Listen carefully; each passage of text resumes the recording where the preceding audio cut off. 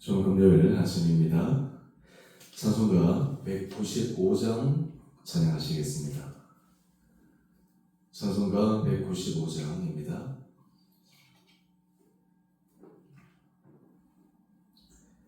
성령이여 우리 찬송 부를 때 진심으로 찬양하게 하소서. 성령이여 우리 기도 드릴 때 우리 곁에 계셔 일러주소서. 성령이여 우리 성경 읽을 때 그 속에서 빛을 보게 하소서. 성령이여 우리 전도할 때에 지혜로운 말씀 주시옵소서.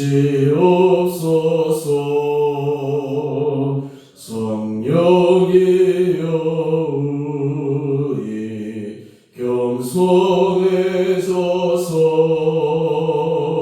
우리 주와 같이 되게 하소서.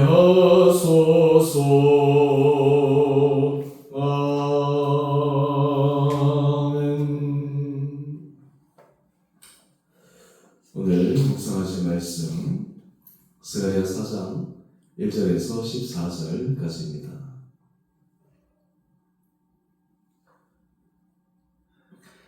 내게 말하던 천사가 다시 와서 나를 깨우니 마치 자는 사람이 잠에서 깨어난 것 같더라. 그가 내게 묻되 내가 무엇을 보느냐? 내가 대답하되 내가 보니 순금 등잔대가 있는데 그 위에는 기름 그릇이 있고 또 그 기름 그릇 위에 7 등잔이 있으며 그 기름 그릇 위에 있는 등잔을 위에서 7 관이 있고 그 등잔대 곁에 2 감람나무가 있는데 하나는 그 기름 그릇 오른쪽에 있고 하나는 왼쪽에 있나이다 하고 내게 말하는 천사에게 물어 이르되 내 주여 이것들이 무엇이니까 하니 내게 말하는 천사가 대답하여 이르되 내가 이것들이 무엇인지 알지 못하느냐 하므로 내가 대답하되 내 주여 내가 알지 못하나이다 하니 그가 내게 대답하여 이르되 여호와께서 스룹바벨에게 하신 말씀이 이러하니라. 만군의 여호와께서 말씀하시되 이는 힘으로 되지 아니하며 능력으로 되지 아니하고 오직 나의 영으로 되느니라. 큰 산아 내가 무엇이냐? 내가 스룹바벨 앞에서 평지가 되리라. 그가 머릿돌을 내놓을 때에 무리가 외치기를 은총이 그에게 있을지어다 하리라 하셨고 여호와의 말씀이 또 내게 임하여 이르시되 스룹바벨의 손에 이 성전의 기초를 놓았은즉 그의 손이 또한 그 일을 마치리라 하셨나니 만군의 여호와께서 나를 너희에게 보내신 줄을 내가 알리라 하셨느니라. 작은 일의 날이라고 멸시하는 자가 누구냐? 사람들이 스룹바벨의 손에 다른 줄이 있음을 보고 기뻐하리라. 이 7은 온 세상에 두루 다니는 여호와의 눈이라 하니라. 내가 그에게 물어 이르되 등잔대 좌우에 2 감람나무는 무슨 뜻이니까 하고 다시 그에게 물어 이르되 금기름을 흘리는 2 금관 옆에 있는 이 감람나무 2 가지는 무슨 뜻이니까 하니 그가 내게 대답하여 이르되 내가 이것이 무엇인지 알지 못하느냐 하는지라. 내가 대답하되 내 주여 알지 못하나이다 하니 이르되 이는 기름 부음 받은 자 둘이니 온 세상에 주 앞에 서 있는 자니라 하더라. 아멘. 좋은 금요일 아침입니다. 우리가 계속해서 하나님께서 스가랴 선지자를 통해서 주시는 환상을 묵상하고 있습니다. 오늘 5번째 환상입니다. 특별히 오늘 이 5번째 환상은 우리에게 굉장히 중요한 의미를 지니고 있습니다. 실제 우리 삶에 이 5번째 환상은 큰 위로와 소망이 될 수 있습니다. 먼저 이 환상의 내용을 한번 보십시다. 우리 2절 이하의 말씀을 보면 다섯 번째로 스가랴가 환상을 보게 되는데 그가 환상 가운데 순금 등잔대를 봅니다. 그리고 그곳에 7 등잔을 봅니다. 또 그곳에 2 감람나무를 봅니다. 지금 하나님께서 스가랴에게 환상을 보여주시는데 스가랴는 이 환상의 뜻을 모릅니다. 여러분, 실제로 우리의 삶의 자리에서도 하나님께서 말씀하십니다. 하나님께서 이러저러한 방법으로 우리에게 하나님의 뜻과 하나님의 하실 일을 미리 말씀해 주십니다. 그런데 중요한 것은 우리가 그것을 알아채지 못하는 것입니다. 깨닫지 못하는 것입니다. 우리는 삶의 자리에 하나님 왜 제게 말씀하지 않으십니까? 왜 제게 약속하지 않으십니까? 하나님 제 간구와 기도를 들으시지 않으십니까? 라는 질문을 던질 때가 있습니다. 그런데 어떤 의미에서는 하나님께서 이미 우리에게 말씀하셨을 수도 있습니다. 중요한 것은 우리가 그 말씀하시고 보여주신 하나님의 뜻을 깨닫지 못했을 때 보여주셔도 알지 못합니다. 알려주셔도 전혀 인지하지 못합니다. 근데 참 놀라운 것은 우리 4절 이하의 말씀 한번 보실까요? 천사에게 이렇게 질문합니다. 내 주여, 이것들이 무엇이니까? 알지 못한 채로 그냥 가만히 있는 것이 아닙니다. 묻습니다. 이것이 어떤 의미가 있습니까?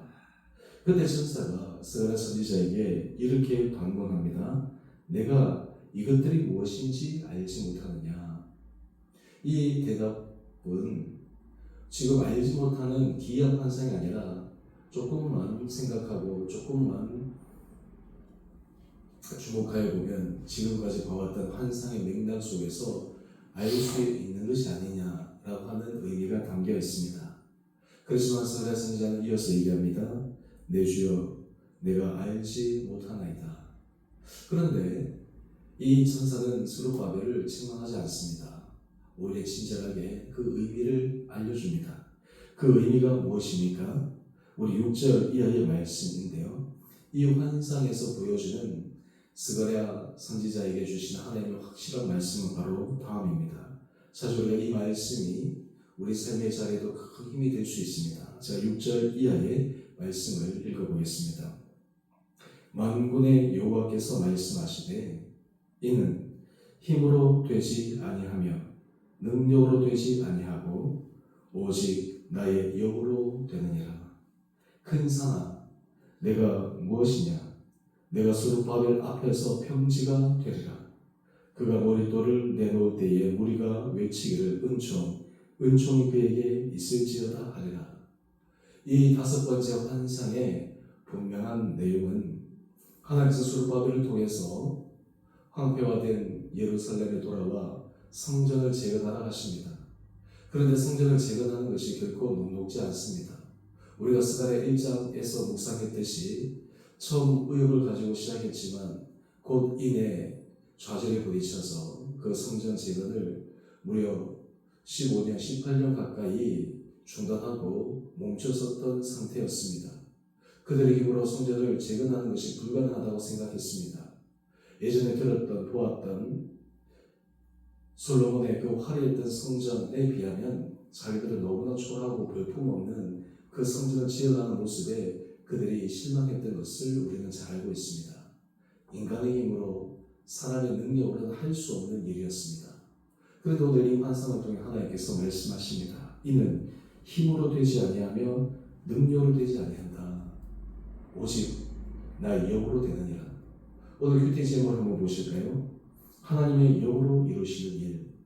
여러분, 우리가 삶의 자리에 믿음에서 가장 중요하고 핵심적인 우리의 고백이 있습니다. 바로 그것은 우리의 힘과 우리의 능력으로 되는 것이 아니라 오직 하나님의 영, 성령의 영, 성령 그리고 예수 그리스도의 능력으로 되는 것을 믿음으로 고백하는 것입니다. 또한 이것을 경험하는 것입니다. 여러분, 이럴 때 어떤 그 안에 담대한 마음이 생기게 될까요? 우리 7절 말씀입니다. 큰 산아, 내가 무엇이냐? 내가 스룹바벨 앞에서 평지가 되리라. 지금 이스라엘 백성들은 성전 재건이라고 하는 큰 산이 그들 앞에 놓여 있는 것 같습니다. 불가능해 보입니다. 인간의 힘으로 그것을 결코 없앨 수 없는 그러한 장애물입니다. 그런데 그 큰 산 앞에 내가 무엇이냐? 수룹바벨 앞에서 평지가 된다고 하는 것입니다. 일순간에 그 큰 산이, 험난한 산이 평지가 되는 것입니다. 우리나라는 산지가 많은 나라입니다. 그래서 어디를 가도 이 산을 흔히 볼 수 있습니다. 때로 우리도 외국에 여행하다 보면 정말 산이 없는 나라에 가서 지평선이라는 것을 볼 수 있을 때도 있지 않습니까? 이스라엘은 우리나라와 그렇게 흡사하다고 할 수는 없지만 산악지역이 있는 곳입니다. 한마디로 얘기해서 이 산이 무엇이냐라고 하는 것을 절감할 수 있는 지역에 처한 곳입니다. 그러니까 이 큰 산 앞에서 두려워하고 그냥 할 수 없다라고 무기력한 그들에게 큰 산아 내가 무엇이냐? 수룹바벨 앞에서 평지가 되리라. 이 말씀하시는 환상을 통해 하나님은 성전 재건의 역사가 인간의 눈으로, 인간의 생각으로는 불가능해 보이지만 그것은 온전히 이루어질 것이다 말씀하고 있습니다. 그러면서 이어서 우리 8절 말씀 한번 보십시다. 여호와의 말씀이 또 스가랴 선지자에게 임합니다. 그리고 다시 한번 강조하십니다. 9절입니다. 수룹바벨의 손이 이 성전의 기초를 놓았은즉 그의 손이 또한 그 일을 마치리라. 여러분 얼마나 놀라운 하나님의 약속의 말씀입니까? 여러분 스가랴 선지자를 통해서 하나님께서 이스라엘 백성들에게 이 성전 재건의 분명한 결말 그리고 완공을 약속하고 보장하여 주신 것입니다. 여러분 우리가 삶의 자리에 우리 힘으로 우리 능력의 한계에 부딪힐 때 인간이라면 누구나 절망합니다. 특히 우리가 삶의 자리에 소망이 없을 때 더욱더 힘듭니다. 아무리 우리가 힘들고 어려워도 소망이 있으면, 희망이 있으면 버텨낼 수 있습니다. 그런데 그 소망과 희망은 어디서부터 생겨나는 것입니까? 가능성에서부터 비롯되는 것이 아니겠습니까?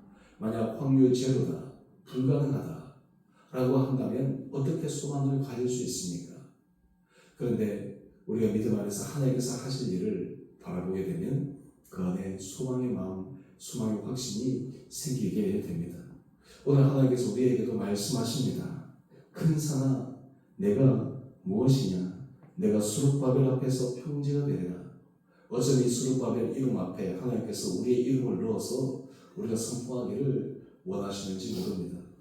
우리가 삶의 자리에 하나님께서 우리를 붙드시고 우리에게 은혜를 주실 때 하나님은 정말 큰 산이 놓여 불가능하다고 생각하는 것이 기적과 같은 역사로 평지가 되는 놀라운 주님의 역사를 보여주시리라 믿습니다. 여러분 우리가 성경 말씀을 묵상할 때 왜 우리에게 힘이 될까요? 특별히 이스라엘 백성들, 이스라엘 민족의 역사를 우리가 말씀을 통해서 묵상할 때 왜 힘이 될까요? 세계사를 보게 되면 사실 이스라엘 민족의 역사는 주요한 세계사적 역사의 의미를 갖지 못합니다. 작은 소수민족의 작은 나라에 지나지 않는 역사입니다. 어떻게 보면 바벨론의 역사라든지 로마의 역사라든지 또 아니면 이 동양에서 중국의 역사라든지 이런 거대 문명의 역사와 비교하면 그저 이스라엘의 역사는 초라한 역사일 것입니다. 그런데 그 안에 숨겨진 신비한 뜻이 있습니다. 거기는 하나님의 개입하심이 분명히 드러나는 역사입니다. 불가능해 보였던 것을 가능하게 하신 하나님의 실제적인 역사적 사건으로 우리에게 말씀하고 있습니다. 그러기에 우리에게 하나님이 하시는 일, 하나님이 하시는 분명한 약속은 실체가 있는 것이요. 또한 그것을 우리가 믿음으로 고백하고 소망하게 될 때 이루어지는 것을 또한 우리 삶에도 경험할 수 있게 됩니다. 오늘 이 스가랴 5번째 환상을 통해 하나님께서 스가랴에게 새로운 힘을 주시고 또한 이스라엘 백성들에게 소망을 주시는 그 주님의 마음을 오늘 이 아침 묵상할 수 있는 귀한 시간 될 수 있게 되기를 원합니다. 이 말씀을 통해 우리에게 담대함으로 다시 나갈 수 있는 믿음의 결단들이 있게 되기를 원합니다. 또 하나는 우리 11절 이하의 말씀인데요. 등잔대 좌우의 두 감람나무에 대해 수룹바벨이 질문합니다. 이것은 어떤 의미를 가지고 있습니까? 이때 이 두 감람나무의 의미를 14절 말씀을 보면 이렇게 해석해주고 있습니다. 이는 기름 부음 받은 자 둘이니 온 세상에 주 앞에 서 있는 자니라. 여기서 이 두 감람나무의 비유의 실제적인 대상은 당시 대제사장 여호수아와 그리고 수룹바벨 이 두 사람을 상징합니다. 하나님께서 기름 부음 받은 자를 통해서 역사하신다라고 하는 실체적인 증거입니다. 근데 여기서 우리는 하나의 단어에 주목할 필요가 있습니다. 바로 그것은 주 앞에 서 있는 자, 세상에서 주 앞에 서 있는 자. 이것은 당시 두 사람에게만 국한된 비유적 의미일 뿐만 아니라 오늘 하나님 앞에 서 있는 모든 주의 성도, 특히 주의 음성과 주의 말씀에 귀를 기울이고 그것을 믿음으로 확신하는 그 성도 앞에 하나님께서 역사하심을 말씀하고 있습니다. 오늘 우리의 삶의 자리에 하나님의 영으로 하나님이 하실 일에 대한 주님께서 우리에게 주신 믿음이 이 가운데 있게 되기를 간절히 소망합니다. 여러분, 감사는 어떻게 우리 마음 깊은 곳에서부터 일어나게 될까요? 우리의 지난날의 시간을 돌이켜 보았을 때 감사는 하나님께서 하신 일에 대한 실제적 증거를 통해 감사하게 됩니다. 또한 현재와 과거에 우리가 감사는 하나님께서 하시고 또 하실 일에 대한 감사입니다. 이것이 바로 일반적인 감사와 믿음 안에서 영적인 차원에서 드리는 감사의 실제적인 차이입니다. 우리가 범사에 감사할 수 있는 이유는 인간의 힘으로, 사람의 힘으로는 될 수도 있고 안 될 수도 있고 또 되면 좋고 또 안 되면 실망하지만 하나님의 손에 붙잡힌 바 되면 거기에는 범사에 하나님께서 하신 일에 대해 감사할 수밖에 없습니다. 바로 감사는 소망과 연결되고 또한 감사는 실제적인 하나님의 역사를 경험하는 믿음과 연결되는 것입니다. 오늘 이 아침 하나님께서 우리들에게 이러한 굳건한 은혜와 마음을 부어주시기를 원합니다. 우리가 하나님 앞에 기도할 때 하나님께서 우리 안에 정말 안개가 자욱한 우리의 생각과 마음 속에 분명한 말씀의 빛으로 다가오셔서 주님 앞에 오늘 이스라엘 선지자가 보았던 다섯 번째 환상처럼 큰 산아 내가 무엇이냐, 내가 수르바벨 앞에서 평지가 되리라. 이 환상의 말씀이 우리에게도 들려지고 또한 그것이 이루어지고 믿고 실제 경험되어지기를 소망하며 오늘 믿음으로 힘있게 나아가는 축복의 하루 될 수 있게 되기를 주님의 이름으로 축원드립니다. 우리 함께 기도하겠습니다. 사랑해 주님, 오늘 이 아침 이스라엘 선지자가 보았던 다섯 번째 환상을 통해 믿음의 본질과 믿음의 실체에 대해 묵상합니다. 이스라엘의 역사 가운데 도저히 불가능해 보였던 것을 하나님께서 가능케 하셨고 또한 포로 귀환 후에 성전 재건에 그 중차대한 임무를 수행하는 중 지치고 포기하였던 그들에게 환상들을 통해 특별히 오늘 다섯 번째 환상을 통해 하나님께서 하실 일에 대한 분명한 것을 말씀해 주신 것을 묵상합니다.